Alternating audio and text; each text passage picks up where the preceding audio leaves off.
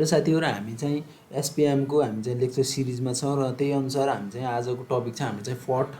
अब चाहिँ हामी चाहिँ PERT एनालाइसिस कसरी गर्ने हैन, PERTबाट चाहिँ हामीले कसरी क्रिटिकल पाथ फाइन्ड आउट गर्ने हैन, अनि त्यसपछि भेरिएन्स र स्ट्यान्डर्ड डेभिएसनहरु कसरी पत्ता लगाउने र त्यसपछि त्यसलाई चाहिँ हामी चाहिँ प्रोबेबिलिटी कसरी पत्ता लगाउने भनेर चाहिँ हाम्रो चाहिँ एक्जाम पोइन्ट अफ भ्यूले चाहिँ एकदमै इम्पोर्टेन्ट टपिक हो है यो PERT एनालाइसिस भनेर एसपीएम को लागि हैन, सफ्टवेयर प्रोजेक्ट म्यानेजमेन्टको एकदमै इम्पोर्टेन्ट टपिक हो यो चाहिँ हैन। शेड्युलिङको पर्पजको लागि चाहिँ बेसिकली युज गरिने एउटा टेक्निक हो हैन। PERT भन्ने ग्यान्ट चार्ट भन्ने एउटै कुराहरु हुने यिन सबै एउटैको लागि एनालाइसिस गरिन्छ। यिन सबैलाई शेड्युल एनालाइसिस गर्नको लागि चाहिँ एकदमै इम्पोर्टेन्ट टपिकहरु हुने ग्यान्ट चार्टहरु PERTहरु हैन।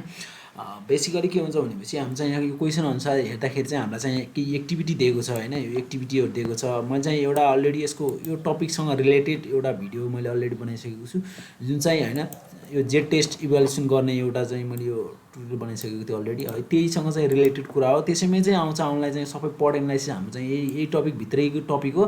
तर पनि चाहिँ म चाहिँ छुट्टै टपिक बनाएर चाहिँ यहाँनिर एउटा न्युमेरिकललाई चाहिँ मैले अलिकति एनालाइसिस गरिदिन थालेको छु। के छ भनेपछि यसमा चाहिँ बेसिकली हाम्रो चाहिँ अब डिटरमाइन गर भनेको चाहिँ एउटा चाहिँ क्रिटिकल पाइन्ट। हामी चाहिँ म्याक्सिमम क्वेशनहरु हामी चाहिँ PERT एनालाइसिस आओस्, फरवर्ड पास आओस् हैन, ब्याकवर्ड पास आओस्, जहाँबाट आओस् हैन, हामीलाई चाहिँ जेड भ्यालुजबाट आओस्, हामीलाई चाहिँ सिर्फ हामीलाई चाहिँ मेन फोकस भनेको चाहिँ हाम्रो क्रिटिकल पाथ नै हो क्या हाम्रो लागि हैन, क्रिटिकल पाथ हो। अब अनि त्यसपछि कतिपय केसमा चाहिँ हामी चाहिँ स्ट्यान्डर्ड डेभिएसनहरु यो पत्ता लगाउने कुराहरु भइहाल्यो। अनि त्यसपछि प्रोबेबिलिटी हैन, यो प्रोबेबिलिटी चाहिँ निकाल्नु पर्ने हुन्छ। यति तीनवटा कुरा हो।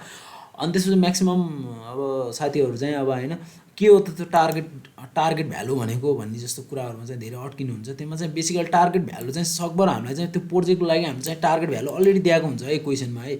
हामी चाहिँ कुनै मैले चाहिँ यहाँ जेड टेस्टको भ्यालुमा चाहिँ यहाँनिर अलिकति मेरो त्यो भिडियोमा चाहिँ हल्का एक्सप्लेनेसन गर्दाखेरि चाहिँ यो टार्गेट भ्यालुको बारेमा चाहिँ अलिकति छुटाएको रहेछु।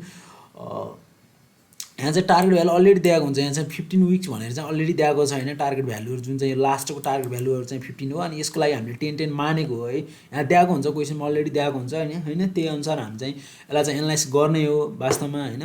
तर मान्छेहरु चाहिँ धेरै अब झुकिन्छन् यसमा। केही छैन यो क्वेशन चाहिँ हामी गरौँ अब हैन। यहाँ चाहिँ एक्टिभिटीहरु दिएको छ, हाम्रो चाहिँ यतिकै एक्टिभिटीजहरु छ हैन। यो चाहिँ अलिकति यहाँ माथि हुनु पर्ने, तल भए जस्तो छ है। केही छैन एक्टिभिटी यहाँ चाहिँ एक्टिभिटीहरु छ। यहाँ एक्टिभिटीज अनुसार के छ भनेपछि A1 बाट 2 मा जाने एक्टिभिटीज भयो। यो चाहिँ T0 TP हैन, जे लेखे नि यो अप्टिमिस्टिक यो पेसिमिस्टिक हो, यो मोर लाइकली भ्यालु हो हैन। मैले अलरेडी यो जेड टेस्टको भ्यालु जो यो जेड टेस्टको भिडियो बनाउँदा चाहिँ मैले अलरेडी यसको बारेमा एक्सप्लेन गर्दा तपाईहरुलाई क्वेशन चाहिँ यस्तो टपिकमा आउन सक्छ हैन। यस्तरी क्वेशन आउँछ अप्टिमिस्टिक भनेर, पेसिमिस्टिक हैन, मोर लाइकली भ्यालु भनेर आउँछ। कहिलेकाहीँ त्यस्तो आएन भनेपछि चाहिँ हामीले चाहिँ कस्तो टाइपमा दिन्छ भने चाहिँ हामीले T0 हैन, TM अनि TP भनेर यसरी दिन्छ हैन। यो कुरा उनी हो हैन, यो क्वेशन भयो एउटा। अनि क्वेशन भइसकेपछि अब चाहिँ हामी चाहिँ एक्टिभिटीजहरु दिएको छ। अब यहाँ एक्टिभिटीजहरु दिएको छ, कति बेला चाहिँ यस्तो टाइपमा पनि दिन्छ हाम्रो एक्टिभिटी, सिधी नाम मात्र पनि दिन सक्छ, कति बेला चाहिँ हाम्रो यस्तो तरिकाले पनि दिन्छ। जस्तो चाहिँ हाम्रो A देखि 2 मा जानेको हैन, अप्टिमिस्टिक कति छ हैन, पेसिमिस्टिक कस्तो छ र मोर लाइकली कति छ भन्ने कुरा भयो। 1 बाट 2 मा, 1 बाट 3 मा जान सक्यो अर्को चाहिँ हैन, यता गयो। अनि त्यसपछि हाम्रो चाहिँ अनि 2 बाट चाहिँ एउटा 4 मा गएको केस छ, अनि एउटा 2 बाट 6 मा गएको केस छ हैन। दुईवटा केसको लागि चाहिँ दुईवटा बनाउनु पर्यो। अनि त्यसपछि हाम्रो चाहिँ के छ, अनि त्यसपछि हाम्रो चाहिँ 3 बाट 4 मा गएको केस छ हैन, 3 बाट 4 मा गएको। अनि त्यसपछि हाम्रो चाहिँ 3 बाट 5 मा पनि गएको छ यता हैन। अनि त्यसपछि हामी 2 देखि 6 मा गएको छ, 2 देखि 6 मा भइहाल्यो। अनि 4 देखि 6 मा यहाँदेखि यहाँ गएको छ, अनि एउटा चाहिँ 5 देखि 6 मा गएको छ हैन। सबभन्दा के कुरा बुझौँ भनेपछि क्रिटिकल पाथ भनेको के हो त भन्दा क्रिटिकल पाथ भनेको चाहिँ हैन सकभर अब हामी चाहिँ ब्याकवर्ड पास निकाल्छौँ भनेपछि हामी चाहिँ स्ल्याक भ्यालु 0 भएका पोइन्टरहरुलाई चाहिँ हामीले कनेक्ट गरेर लग्ने पाथ नै हाम्रो चाहिँ क्रिटिकल पाथ हो। एउटा डेफिनेसन यतातिर जान्छ। अर्को डेफिनेसन के हुन्छ भने लंगेस्ट पाथ के हामी चाहिँ जुन चाहिँ लंगेस्ट पाथबाट चाहिँ हामी चाहिँ हाम्रो चाहिँ स्टार्टिङबाट चाहिँ हामी यो फिनिशिङ टाइमसम्म जाँदासम्म चाहिँ लंगेस्ट पाथलाई पनि हाम्रो चाहिँ क्रिटिकल पाथ पनि भनिन्छ। बेसिकली यदि चाहिँ हामीले ब्याकवर्ड पास पनि गर्छौँ भनेपछि हामी चाहिँ स्ल्याक भ्यालु 0 आएको, जुनको स्ल्याक भ्यालु आएको हुन्छ तिनीहरूलाई चाहिँ हामी कनेक्टिङ गरेर हामीले क्रिटिकल पाथ पत्ता लगाउने गर्छौँ। अब यो क्वेशनतिर जाउँ हैन, यो बेसिक कुराहरु भयो। अनि त्यसै यो गरिसकेपछि हामीले चाहिँ अब फर्मुलाहरु थाहा पाउनु पर्ने हुन्छ है। भेरिएन्स थाहा भए पनि हुन्छ, स्ट्यान्डर्ड डेभिएसन थाहा भए पनि हुन्छ है। मेन कुरा भेरिएन्स भनेको सबैलाई थाहा होला हैन, स्क्वायर रुट अफ भेरिएन्स भनेको नै स्ट्यान्डर्ड डेभिएसन हो हैन, अथवा स्ट्यान्डर्ड डेभिएसनको स्क्वायर रुट भनेको स्ट्यान्डर्ड डेभिएसनको स्क्वायर भनेको नै भेरिएन्स हो। यो कुरा सबैलाई थाहा होला हैन। यदि चाहिँ म्याथ पढ्नु भएको छ पहिले भनेपछि होइन +2 सम्म यो कुरा चाहिँ अब त्यही कुराहरू भइहाल्यो। अनि त्यसपछि हामी चाहिँ यहाँ के छ अप्टिमिस्टिक होइन मोर लाइकली र अनि त्यसपछि पेसिमिस्टिक भ्यालुहरू भयो। अनि त्यसपछि टी भनेर चाहिँ एक्सपेक्टेड होइन टार्गेट एक्सपेक्टेड भ्यालुहरू जस्तो भयो होइन। यो भ्यालुहरूलाई चाहिँ हामी यहाँनिर राख्यौँ होइन। यो अगाडिको म यो नोटबाट पनि जान्छु, यसले गर्दा सजिलो होला होइन। यहाँ चाहिँ के छ भने चाहिँ एक्सपेक्टेड ड्युरेसन भन्छ होइन। अब एक्सपेक्टेड ड्युरेसनको लागि चाहिँ यहाँ फर्मुला के नै हो, त्यही नै यो फर्मुला हामी चाहिँ होइन a + 4m + b/6 भन्नु र अब यतातिर अलिकति केही फरक टर्ममा दिएको छ कुरा चाहिँ उही नै हो होइन। त्यहीलाई /6 गरेर हामी चाहिँ यसरी सबैको भ्यालुहरू चाहिँ यसरी क्याल्कुलेट गरेर लेख्छौँ। अनि भ्यारिएन्स पनि पत्ता लगाइदिन्छ। यो भ्यारिएन्स पत्ता लगाएर मात्र हाम्रो काम हुन्न, हामीलाई चाहिँ स्ट्यान्डर्ड डेभिएसन नै पत्ता लगाउनै पर्ने हुन्छ। त्यही भएर चाहिँ म चाहिँ के भन्छु भने के रिकमेन्डेड गर्छु भनेपछि हामीले चाहिँ सिर्फ स्ट्यान्डर्ड डेभिएसन पत्ता लगाउँदा बेटर हुन्छ भन्ने चाहिँ म चाहिँ सिफारिस गर्छु होइन, रिकमेन्ड गर्छु होइन। उयो हुनलाई चाहिँ अलिकति म स्क्वायर गरेको छ भनेपछि यसलाई चाहिँ अब फेरि स्क्वायर रुट हटाएर गर्नुपर्छ। बट हाम्रो चाहिँ के हुन्छ भनेपछि हाम्रो चाहिँ इक्जाम पोइन्ट अफ भ्यूले हाम्रो चाहिँ सर्ट ड्युरेसनमा हाम्रो चाहिँ कामहरू गर्नुपर्ने हुन्छ। त्यही भएर चाहिँ हामी चाहिँ स्ट्यान्डर्ड डेभिएसन नै पत्ता लगाउँदा नै बेस्ट है। अनि त्यस पछाडि सबैलाई थाहा होला होइन ब्याकवर्ड पास होइन फरवर्ड पास गरिसकेपछि हाम्रो इएसटी पत्ता लगाउनु पऱ्यो होइन, इएफटी होइन, त्यसपछि एलएसटी र अनि एलएफटी पत्ता लगाउनु पऱ्यो। यो कुराहरू चाहिँ अब यो चाहिँ अर्को चाहिँ हाम्रो टपिक पनि छ एउटा चाहिँ अर्न भ्याल्यु एनालाइसिसतिर पनि जान्छ जानलाई चाहिँ यो टपिक होइन अलिकति होइन। तर चाहिँ हामी चाहिँ यो ब्याकवर्ड पास गरिसकेपछि चाहिँ हामी चाहिँ मजाले इजिली फाइन्ड आउट गर्न सक्छौँ हाम्रो चाहिँ होइन। अब अर्ली स्टार्ट टाइम कति हो होइन, अर्ली फिनिस टाइम कति हो, यो कुराहरू भयो होइन। त्यो कुराहरू चाहिँ अब हामीले यहाँ अब ब्याकवर्ड पासबाट हामी चाहिँ यो लेख्ने हो होइन। त्यसपछि टोटल फ्लोट निकाल्न सक्छौँ हामीले होइन। टोटल फ्लोट भनेको चाहिँ अब टोटल फ्लोट के भनेपछि यो दुईटाको डिफ्रेन्सलाई हामी चाहिँ टोटल फ्लोट भन्छ होइन। अर्ली फिनिस डेट र अर्ली फिनिस टाइम र लेटेस्ट फिनिस टाइमको दुईटाको बिचको डिफ्रेन्स बिट्विनलाई चाहिँ हामी के भन्छ भनेपछि हाम्रो चाहिँ टोटल फ्लोट हुन्छ होइन। यहाँ चाहिँ 9 - 9 = 0 भयो होइन। त्यसपछि 9 - 5 = 4 भयो होइन। 15 - 15 = 0 भयो, यसरी भयो। अब चाहिँ हाम्रो के छ भनेपछि यहाँ चाहिँ के छ भनेपछि here the critical path is along with the activities होइन 1 to 2 अनि त्यसपछि 2 to 4 अनि त्यसपछि 4 to 6। अब यहाँ चाहिँ टोटल फ्लोट भनेको यही नै हो स्ल्याग होइन, जुन 0 छ त्यसलाई जोडे यहाँ हेर्न सक्छौँ हाम्रो चाहिँ 1 देखि 2 गएको किनभने यसको चाहिँ स्ल्याग अथवा टोटल फ्ल्याग भन्नु र स्ल्याग भन्नु एउटै कुरा हो होइन। स्ल्याग भनेर कहिलेकाहीँ हाम्रो चाहिँ इक्जाममा सर्ट नोटमा होइन स्ल्याग भनेर आयो भने यो टोटल फ्लोटको बारेमा लेख्दै हुन्छ। यो चाहिँ डिफ्रेन्स बिट्विन होइन लेटेस्ट फिनिस टाइम माइनस होइन के अर्ली फिनिस टाइमको दुईटाको बिचको डिफ्रेन्स बिट्विन हो होइन। त्यसपछि यसको चाहिँ स्ल्याग जुनको 0 हुन्छ त्यही नै हाम्रो क्रिटिकल पाथ हो। यो पर्ट एनालाइसिसको मेन एडभान्टेजेस भनेको नै यही हो, हामीलाई चाहिँ पुरै होइन ब्याकवर्ड पास फरवर्ड पास गर्नु परेन नि त। बेसिकल्ली हामीलाई फरवर्ड पास ब्याकवर्ड पास गर्नु परेन। अनि त्यसपछि हामी चाहिँ मजाले यसको स्ल्याग 0बाट नै हामीले थाहा पाउन सक्ने भयौँ होइन। तर बेटर के हुन्छ भनेपछि हामी चाहिँ फरवर्ड पास र ब्याकवर्ड पास गऱ्यो भने चाहिँ एकदमै इजी हुन्छ है हाम्रो लागि। अब यसको चाहिँ फर्मुलाहरू छ, छुट्टा छुट्टै फर्मुलाहरू छ। त्यो फर्मुलाहरू अब घोक्न अलिक गाह्रो हुनसक्छ। त्यही भएर चाहिँ ब्याकवर्ड पास र फरवर्ड पासहरू गर्ने होइन, फरवर्ड पास गर्ने ब्याकवर्ड पास गर्ने। त्यसपछि यो सबै हामी भ्यालुहरू थाहा पाइहाल्छौँ। यो भ्यालुहरू थाहा पाइसकेपछि यसको चाहिँ फ्लोट अथवा स्ल्याग पोइन्ट निकाल्न एकदम सजिलो हुन्छ है। यसको चाहिँ मैले अलरेडी एउटा भिडियो बनाएर राखिसकेको छु होइन ब्याकवर्ड पास फरवर्ड पासको नेटवर्क एनालाइसिस भनेर, त्यहाँ गएर यसको लागि चाहिँ रेफरेन्सेस लिन सक्नुहुन्छ। अब चाहिँ हाम्रो क्रिटिकल पाथहरू यो भइसकेपछि अब हामी चाहिँ क्रिटिकल पाथ भनेको चाहिँ अब यही भएको जुनको चाहिँ स्ल्याग 0 छ अथवा टोटल फ्लोट 0 छ होइन। त्यसबाट चाहिँ यताबाट यता कनेक्ट गरियो, यताबाट यता कनेक्ट गरियो होइन, यताबाट यता कनेक्ट गरियो। यो पनि यो हेर्दाखेरि पनि यो अलिकति लाइफ स्पेन चाहिँ अलिकति लामो जस्तो मानिन्छ होइन यताको कम्पेरिजनमा। जस्तो यहाँ गएर यता जाँदाखेरि चाहिँ 6 हुन्छ भनेपछि यता र यता जाँदाखेरि चाहिँ 6 + 9 हुनुभयो होइन, अलिकति फर्दर लङ हुने भयो होइन। क्रिटिकल पाथ भनेको चाहिँ लङ्गेस्ट पाथ हो भन्छौँ होइन। तर चाहिँ बेटर भनेको चाहिँ हाम्रो चाहिँ के हुन्छ स्ल्यागहरूलाई चाहिँ हामी चाहिँ जोइन्ट गरेर नै बनाउँछौँ होइन। यो कुरा भयो। यसरी चाहिँ हामीले के गर्यौँ हामी चाहिँ यहाँसम्म आउँदाखेरि चाहिँ हामीले क्रिटिकल पाथ चाहिँ हामीले फाइन्ड आउट गऱ्यौँ with the help of PERT होइन। पर्ट एनालाइसिसमा चाहिँ बेसिकली हामी चाहिँ स्ट्यान्डर्ड डेभिएसन र कोभेरियन्स चाहिँ थाहा पाउनु पऱ्यो होइन। अब त्यस पछाडि अब यो कुरा भयो। अब यस पछाडि हामी चाहिँ जेड भ्यालुजतिर जान्छ है सबै कन्सेप्ट। फेरि अब हामीलाई चाहिँ पर्ट एनालाइसिस भनेको नै यो जेड भ्यालुसँग चाहिँ एकदमै रिलेटेड कुरा हो होइन। त्यही भएर चाहिँ मैले यसको भिडियो बनाएको थिएँ पहिला चाहिँ होइन। त्यसपछि धेरै साथीहरूले सोधेको भएर फेरि बनाइरहेको। अनि त्यस पछाडि अब यो भयो होइन। त्यस पछाडि अब चाहिँ हाम्रो चाहिँ पहिल्यै क्वेसनमै दिएको छ होइन। धेरै साथीहरू चाहिँ अब यसमा चाहिँ कहाँबाट आएको टार्गेट भ्यालु होइन, टार्गेट भ्यालु कसरी आयो भन्नुहुन्छ होइन। यो अगाडिको यसमा होइन यसमा चाहिँ अलरेडी यहाँनिर पर्ट भ्यालुजमा चाहिँ हामीले यहाँ चाहिँ राखिसकेका हुन्छौँ होइन। यहाँ पर्ट फरवर्ड पास भयो होइन, यसको पर्टको अर्को यहाँ छ होइन।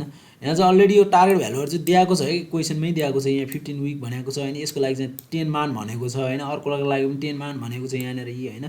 त्यही भएर चाहिँ 10 राखेको होइन। यसमा चाहिँ केही अलिकति धेरै दिमाग लगाउनु पर्ने छैन होइन। टार्गेट भ्यालु चाहिँ अलरेडी हाम्रो क्वेसनमा हुन्छ होइन।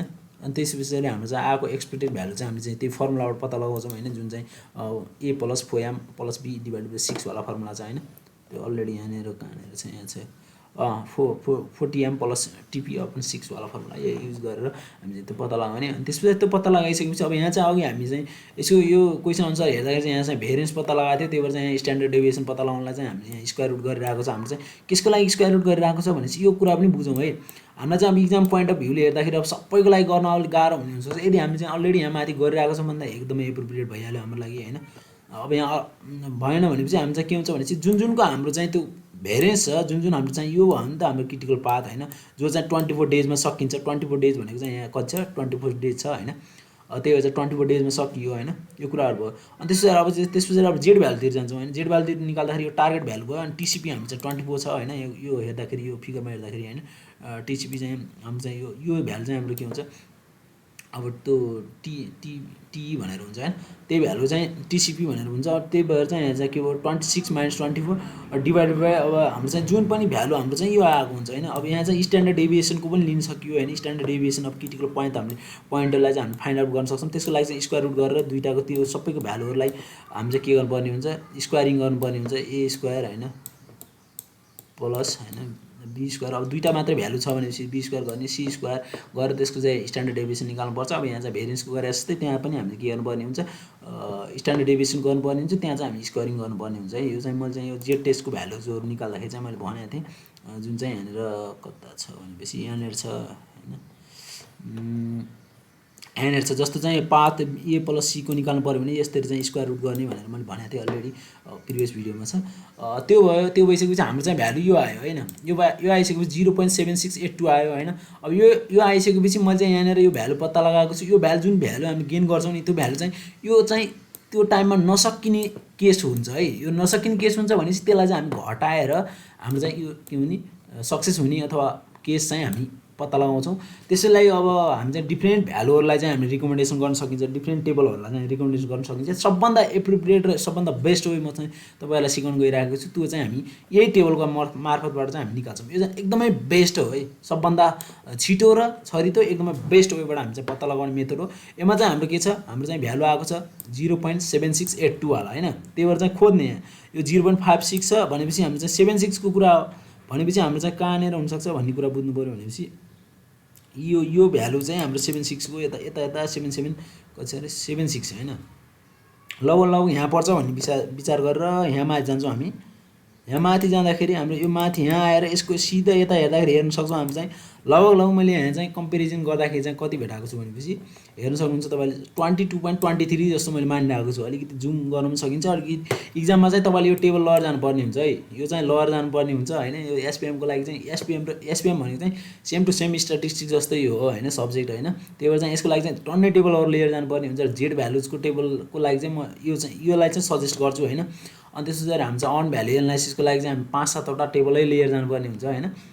त्यो कुराहरू छ अब यस्तो गर्दाखेरि हामी चाहिँ यहाँ हेर्दाखेरि हाम्रो कति आयो लगभग 22.22 जस्तो मैले भ्यालुहरूलाई मानेको छु होइन यसलाई चाहिँ सेम टु सेम यही हुनुपर्छ भन्ने छैन लगभग हामी चाहिँ 22-23 यस्तो टाइपको भयो भने केही फरक पर्दैन होइन अनि त्यसपछि त्यसलाई चाहिँ हामी घटायो भने चाहिँ हाम्रो चाहिँ के हुन्छ यदि चाहिँ त्यो सक्सेस हुने रेट चाहिँ हाम्रो चाहिँ 77.77% हुन्छ भनेर यसरी चाहिँ हामी के गर्न सक्छौँ पर्ट एनालाइसिस गर्न सक्छौँ अथवा जेड भ्यालुज भने पनि यही कुरा हो होइन जेड भ्यालुजको क्वेसन सोध्यो भने पनि यही कुरा होइन अनि त्यस पछाडि पर्ट एनालाइसिस गर भन्यो भने नि यही हो कुरा होइन यति नै हो होइन अब हाम्रो चाहिँ यहाँ क्वेसनमा चाहिँ हाम्रो अलरेडी स्ट्यान्डर्ड यो भेरिएन्स पनि पत्ता लगा भनेर रहेछ र पो यहाँ हामी चाहिँ भेरिएन्स पत्ता लगा भनेको छ र हामीले भेरिएन्स निकालेको नत्र भने चाहिँ हामी सिधै स्ट्यान्डर्ड डेभिएसन निकाल्ने अनि त्यही अनुसार हामी अगाडि बढ्नुपर्छ है यहाँ चाहिँ दुईटै पत्ता लगा भनेको छ होइन यो टाइपको क्वेसन आयो भने चाहिँ 10 मार्क्सको लागि आउने क्वेसन हो यो होइन कि पनि यो आउँछ होला नत्र भने चाहिँ अन भ्यालु एनालाइसिसबाट आउँछ क्वेसनहरू होइन यो कुरा थियो यसरी चाहिँ हामी के गर्न सक्छौँ पर्ट एनालाइसिस अथवा पर्ट